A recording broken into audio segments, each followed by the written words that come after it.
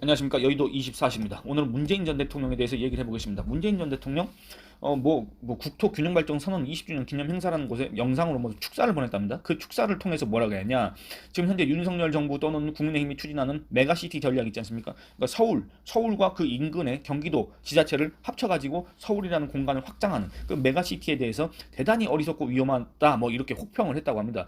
근데 전 이 사람 주장의 근거를 제가 굳이 그 타당성을 굳이 따지고 싶은 마음은 없습니다. 왜냐 이건 그냥 무시할 만한 발언이라고 생각을 하니까 아무런 논평을 할 만한 가치가 없는 발언이라고 생각을 합니다. 왜? 아니 문재인 전 대통령이라는 사람이 도시 공간, 도시 정책, 도시 전략에 대해서 대체 뭘 알겠습니까? 제가 하는 말이나 비슷한 거지. 그러니까 논평할 가치도 없고 그렇기 때문에 다른 얘기를 해보겠습니다. 문재인 전 대통령 관심을 그렇게나 받고 싶은가 이런 생각이 들지 않습니까? 잊힌 사람이 되고 싶다 했는데 도저히 잊히지 않게 자기가 스스로 계속 이렇게 비판을 자초하지 않습니까? 옛날에 무슨 자기 그 다큐멘터리 영화 그거 인터뷰에서 뭐라 했습니까? 5년간 이룬 성취가 순식간에 무너졌다. 여러분들 여기에 동의하십니까? 문재인이라는 사람이 대통령을 하면서 대체 5년 동안 그 문재인 5년 동안 이룬 성취가 무엇인가? 제가 예전에 썼던 기사가 있습니다. 거기서 뭐라고 했냐면 평가를 국내에 한 번도 경험하지 못한 나라를 떠넘기고 간 대통령이라는 식으로 제가 평가를 했습니다. 그러니까 정말 사상 초유의 이런 나라도 있었을까? 우리나라 이런 나라로 우리나라 국민들이 꿈꾼 적이 있었을까 싶을 정도로 정말 최악의 나라를 떠넘기고 갔지 않습니까? 양산 가서 잘 살고 있지 않습니까? 집도 크게 지어놓고 이랬었습니다. 근데 이런 상황에서 그 누가 누구한테 혹평을 이렇게 대단히 어리석고 위험하고 근데 여러분도 한번 생각해 보시기 바랍니다. 대단히 어리석고 위험한 짓을 많이 한 사람은 과연 누구일까? 제가 그거 지목하지 않겠습니다. 여러분들이 제가 하는 얘기를 끝까지 들으시고 한번 판단하시길 바랍니다. 제가 예전에 썼던 기사들 그 소제목 있습니다. 소제목만 제가 그냥 쭉 읽으면서 여러분들의 판단을 구하도록 하겠습니다. 제가 2021년 7월에 쓴 기사가 있습니다. 기사 제목은 굳이 밝히지 않겠습니다. 문재인 정권의 국정과제 이행 현황에 대해서 제가 4편인가 5편에 걸쳐서 쓴 게 있는데 이게 끝이 아닙니다. 왜냐면 2022년 5월 9일까지가 문재인 5년의 마지막 날 아닙니까? 그러니까 2021년 7월이면 그로부터도 아직 문재인의 임기는 아직 많이 남았었다. 이걸 감안하고 들으시길 바랍니다. 2021년 7월에 제가 기사 쓴 거기에서 소제목이 뭐냐면 이렇습니다. 적폐청산 요란하더니 정권 초반 장관과 청와대 비서관이 블랙리스트로 재판받아. 국민인권 우선 강조하더니 UN 지적 18회 받고 그러니까 인권 탄압 이런 걸로 18회나 지적을 받고 미 의회에서는 한국 인권 문제 청문회 열려. 재외국민 보호 외쳤지만 범죄 피해 신고 건수는 2배 늘어. 소상공인 역량 강화 외쳤지만 소주성, 소득주도 성장 여러분들 오랜만에 들으시지 않습니까? 소주성과 코로나 방역 때문에 벼랑 끝에 몰린 자영업자. 외환위기, 세계 금융위기 같은 내우 외환 없는데도 일자리 대란 발생. 왜 발생했습니까? 대단히 어리석고 위험한 정책들, 소주성 이런 거 아닙니까? 문재인은 세계적으로 족보 있는 정책? 그 족보가 대체 어느 족보냐 그겁니다. 문재인 전 대통령이 만든 족보입니까? 아니면 어디 사갖고 온 족보입니까? 돈 주고 어디서 위조를 한 족보입니까? 뭔 소리를 하고 앉아있냐 그겁니다. 여러분들 대단히 어리석고 위험한 정책들이 언제 어느 때 누구에 의해서 이렇게 추진됐는지 한번 살펴보시기 바랍니다. 지금 세월이 좀 지나서 혹은 문재인이라는 사람에 대해서 별로 관심이 없기 때문에 우리가 모두 다 잊었을 수가 있는데 한번 그 기억을 다시 복귀해 보시기 바랍니다. 또 뭐라 그랬냐? 박근혜 때는 소득 1분위가 이제 소득 수준이 하위 20%를 얘기합니다. 순자산 증가율이 최고였습니다. 이 말은 뭔 말입니까? 소위 부익부 빈익빈 소득 양극화가 격차가 줄었다 그겁니다. 감소했다 그겁니다. 근데 문재인 때는 소득 5분위는 소득 상위 20%, 소득 5분위가 최고였습니다. 뭔 말입니까? 부익부 빈익빈 양극화가 더 심화됐다. 이 얘기입니다. 그리고 또 유턴기업이라는 건 뭡니까? 국내 기업이 해외로 나갔다가 무슨 각종 이제 그 유리한 여건을 찾아서 해외로 나갔다가 돌아오는 거. 우리나라로 돌아오는 거 그게 유턴기업 아니겠습니까? 유턴기업 통한 일자리 창출을 강조한 사람이 누구였냐면 바로 문재인이라는 사람이었습니다. 이 문재인 전 대통령이 이렇게 유턴기업을 강조했는데 4년간 문재인 4년 동안 52개사가 유턴할 때 12,333개사가 해외로 나갔습니다. 이게 바로 문재인 정권의 현실이었습니다. 대단히 위험하고 어리석은 정책 때문인가? 뭔가? 잘 모르겠습니다. 수출 중소기업 11만 개 육성 외쳤습니다만 2020년 기준으로 통계 작성 이래 최초로 수출 중소기업이 수가 감소했습니다. 11만 개 육성커녕 감소했다 그겁니다. 그리고 여러분들 대중소기업 임금격차 축소 문재인 전 대통령 약속했습니다. 근데 변화가 없었습니다. 2016년에 정신건강 서비스 이용률 이미 20%를 돌파했습니다. 2016년이면 문재인 정권 전이지 않습니까? 박근혜 정부 때 아닙니까? 근데 문재인 정부는 그거를 20%로 올리겠다. 아니 이미 예전에 20%로 올랐다 그겁니다. 근데 자기가 20%로 올리겠다. 무슨 얘기입니까? 지금 무임승차 하려고 하는 겁니까? 전 정부에서 해놓은 거에 무임승차 하려고 20%로 올리겠다고? 이준석이 그렇게도 싫어하는 무임승차? 그리고 임기 내 초저출산 탈피한다고 했는데 128조 원을 썼는데 출산율은 뭡니까? 1.172명에서 0.84명으로 급감했고 0.84명은 2020년입니다. 그러면 2021년도에는 이거보다 더 줄었습니다. 0.7명대로 제가 알고 있는데 0.6명인가? 이런 상황입니다. 대단히 위험하고 어리석은 짓을 많이 한 사람이 도대체 누굽니까? 제가 특정하고 지목하지는 않겠습니다. 박근혜 정부 4년 동안 학생 1인당 사교육비 7% 증가했습니다. 근데 문재인 3년 동안에는 25% 폭등했습니다. 3배 이상 늘었습니다. 박근혜 4년보다 문재인 3년이 3배 이상 늘었습니다. 화재 피해 17% 감축 약속했습니다만 사상자는 박근혜 정부 때보다 더 많았습니다. 미세먼지 걱정 없는 대기환경 조성 주장했습니다만 연평균 미세먼지 농도는 25 마이크로그램 퍼 세제곱미터 똑같습니다. 변화가 없습니다. 변화가 없었습니다. 해양 안전 강화를 또 내세웠습니다. 근데 제가 통계를 봤더니 해양 사고 발생 건수, 사고 선박수, 인명 피해는 모두 다 35% 폭증했습니다. 언제? 문재인 때. 그리고 전임 정부 때보다 비정규직 근로자 수가 증가하고 비율이 상승하고 정규직과의 임금 격차는 더 커지고 지방 재정 자립 강조했는데 재정 자립도는 통계 작성 이래 처음으로 50% 미만으로 떨어졌습니다. 국토 균형 발전 외쳤지 않습니까?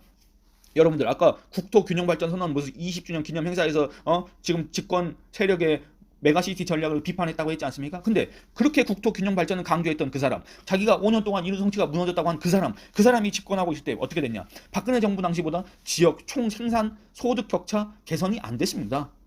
이게 뭡니까 대체? 국토 균형 발전이란 명목으로 전국의 각종 토목공사 다 해놓고 예비 타당성 조사까지 다 면제해놓고 이게 뭐냐 그겁니다.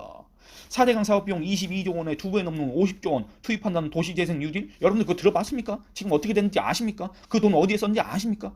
이 돈 어디로 날아갔냐 그겁니다. 대단히 위험하고 어리석은 정책이라는 비판을 자초할 만한 대목들이 너무나도 많지 않습니까? 이것도 제가 너무 축약을 해서 말씀드린 겁니다. 그리고 농식품 수출액 증가 자랑했는데 수입도 함께 늘어서 박근혜 정부 때보다 농식품 이 무역 있지 않습니까? 이게 무역 적자가 커졌습니다. 문재인 때. 문재인 전 대통령이 핵포기를 보증한 김정은. 그 김정은 핵미사일 강화해서 우리 방어망 무력화를 시도했고 지금은 대한민국 초토화를 외치고 있지 않습니까? 그 핵공포를 조장한 우리 국민을 자기의 핵노예로 만들겠다고 하는 그 김정은과 소위 한반도 신경제 지도를 통한 경제 통일하겠다? 한마디로 이거 북한한테 다 퍼주겠다? 북한한테 퍼주면 어떻게 됩니까? 북한이 지금 현재 대남 열세에 있는 게 열의에 있는 게 뭡니까? 경제력 아닙니까? 근데 그 경제력을 보완해 주겠다? 이게 뭔 말입니까 대체? 여러분들이 판단해 보시기 바랍니다. 북한 인권 개선 외쳤는데 북한 인권재단은 당시 집권당이었던 더불어민주당이 이사 추천을 미뤄서 출범하지도 못했습니다. 북한을 국가로 보는 건 위헌이라고 했으면서 위헌입니다. 이거는 왜냐 헌법 3조 대한민국의 영토는 한반도가 그 부속 도서로 한다고 했기 때문에 북한을 국가로 인정하는 거는 위헌입니다. 그럼 반역입니다. 근데 뭐라겠냐? 남북 합의는 조약이란 거 뭡니까? 국가 대 국가가 약속을 하는 거 아닙니까? 이 조약처럼 법적 효력을 갖게 하겠다고 주장했던 자가 누구였습니까? 바로 문재인 정권이었습니다.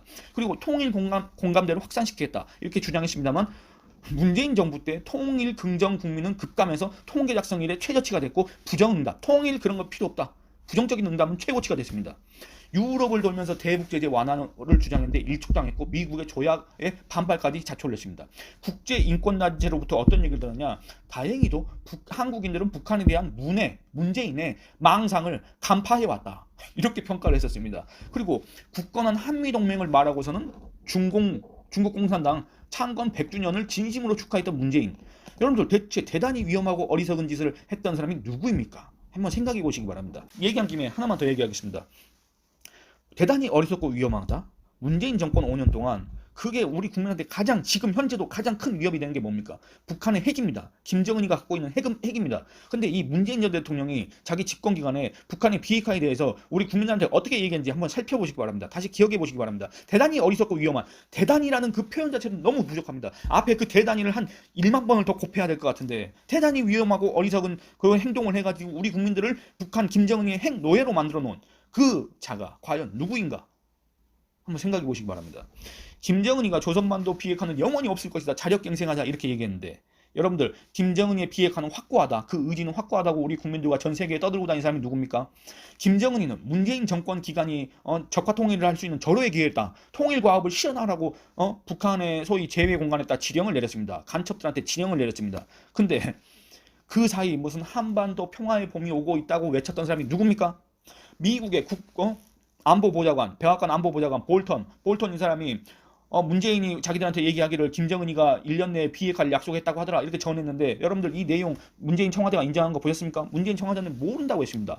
그러니까 미국에다가는 그런 소리를 해놓고 우리 국민들한테는 왜 그런 소리 못했습니까? 둘 중 하나입니다. 미국에 거짓말을 했든지 우리 국민들한테 거짓말을 했든지 우리의 가장 우방이자 혈맹이자 동맹국인 미국한테 거짓말한 것도 외교적으로 대단히 위험한 행동이고 우리 국민들한테 이런 거짓말을 했다면 그건 뭐 위험 이런 정도를 떠나서 다른 책임을 물어야 될 그거 아니겠습니까? 그리고 두 번째 김정은이의 비핵화는 과연 무엇인가? 김정은이가 말한 조선반도 비핵화는 무엇인가?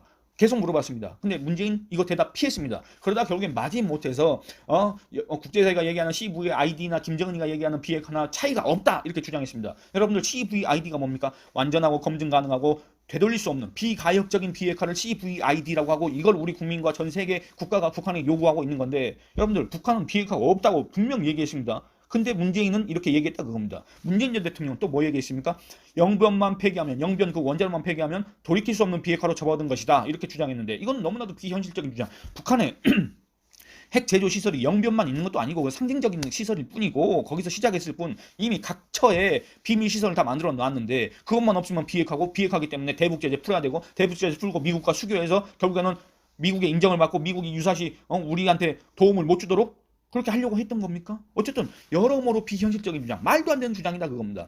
각종 미사일을 북한 김정은이가 쏴대는데 북한은 9.19 군사합의 위반 한 번도 하지 않았다. 이걸 유엔 가서 얘기하고 우리가 무슨 부산에서 에이펙 회의인가 그거 하려고 에이펙이 아니라 아세안 플러스 3 그 회의할 때도 북한 김정은이가 오기를 바라면서 북한 김정은이가 그때 서해 창린도에서 포격 훈련을 했는데 이거는 군사합의 위반입니다. 근데도 거기에 대해서 아무 말도 못하고 그 문재인 전 대통령이 김정은이 있지도 않은 그 비핵화를 보증하고 전 세계를 돌아다닐 동안 북한 김정은이는 핵을 갖추고 ICBM을 갖추고 SABM을 갖추고 그 다음에 우리의 방어망 미사일 방어망을 무력화할 수 있는 심지어 지금 미사일 방어망도 없지만 그걸 개발한다고 하더라도 그걸 무력화하는 각종 변칙 기술들을 다 지금 갖춰놨다 그겁니다. 2020년부터 문재인 대통령의 신년사에서는 비핵화란 말이 아예 빠졌습니다. 여러분들 이걸 봤을 때 대단히 위험하고 어리석은 짓을 했던 사람은 과연 누굽니까? 지금의 그 문재인 전 대통령 지금 경남 양산 평산마을에서 개를 키운지 고양이를 키운지 어디 무슨 충령산에 올라가는지 뭔지 모르겠지만 그 사람이 그 누구에 대해서 정치적으로 정책적으로 어떤 외교에 대해서 이 나라 국정에 대해서 한마디라도 비판을 할 자격, 능력, 실력 그런 게 있습니까? 그 사람이? 여러분들이 한번 판단하시고 댓글 달아주시기 바랍니다. 오늘 이만 줄이겠습니다. 감사합니다.